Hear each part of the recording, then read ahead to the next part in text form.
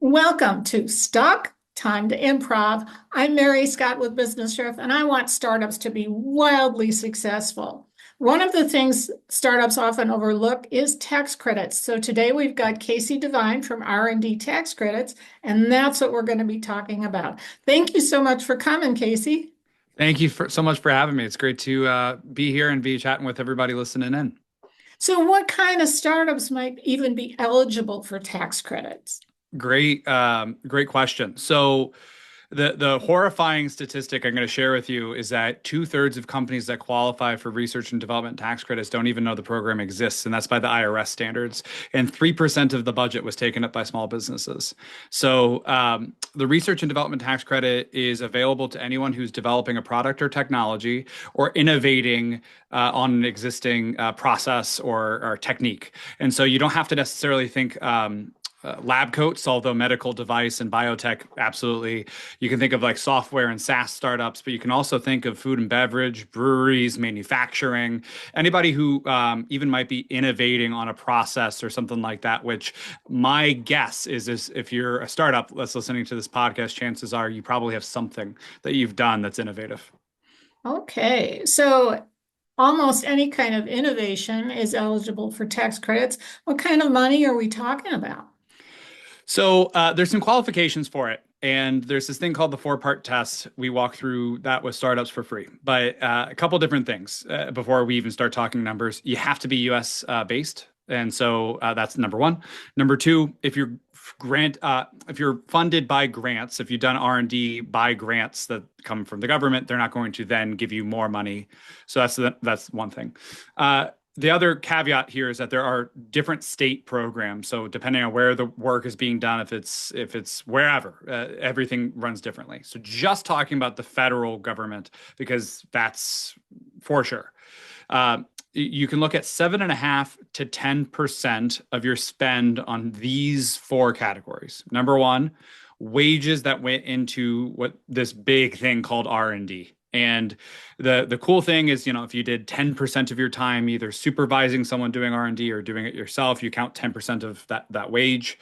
If you do 80% or more, 100% of those wages count toward the credit, which is really neat. So anybody who has product development, quality assurance, software engineers or developers, like you think about like, oh, hey, I just got, effective a tax rebate essentially for what I've been paying them.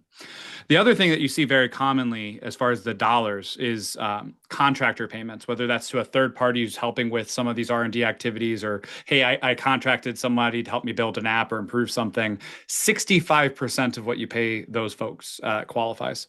And then as well, if you're developing, like I'm having a water bottle, that's the thing I always grab, a physical good innovation, the supplies that you spent for that to qualify. And then if there's a technological innovation or process, what's really neat is that the cloud computing dollars qualify. So, it could be if you're brand new into business, like 2024, your tax credit might be a couple $1,000s, for example. But typically, if somebody's been in business even just a couple years, few years, you're looking at a 5 or 6 digit tax credit if you're somebody who qualifies. Okay, sounds good. So remember, folks, make sure you fill out that BOI form to prove that you're a US-based company. And what good are tax credits if you're pre-revenue? Ah, yes. So there's a really interesting little caveat here. So there's two different camps. If you're like, yes, I probably qualify. Well, if you might, like, reach out to us, we can help you figure that out. And we don't charge to help you figure it out. There's,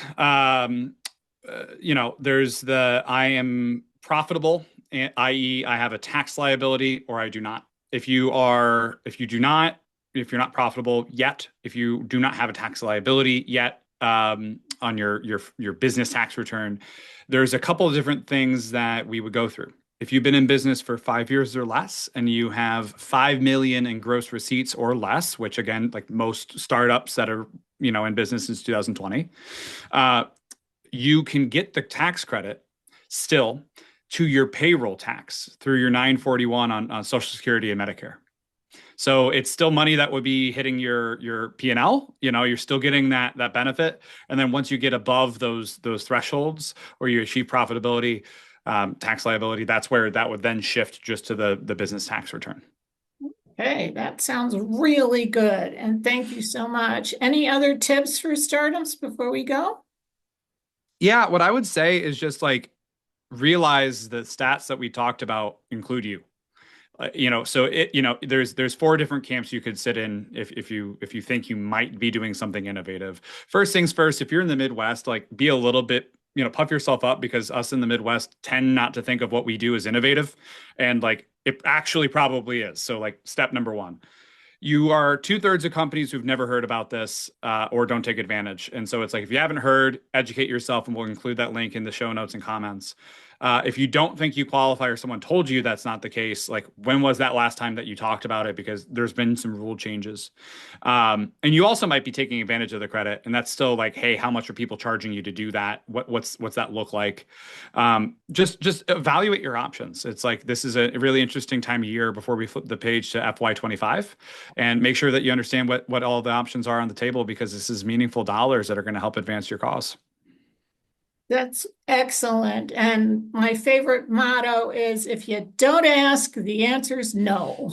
I like that very much. Thank you so much for coming, Kasey. We really appreciate the information about tax credits. And if any of you folks want more information from Kasey and R&D Tax Credits, check the links we put in the comments for you. And if you'd like, I'm Mary Scott, and I want startups to be wildly successful. So if you'd like to get jump on that, book a call with me, and let's see how we can collaborate. And hope to see you again. It's at Stuck, Time to Improv.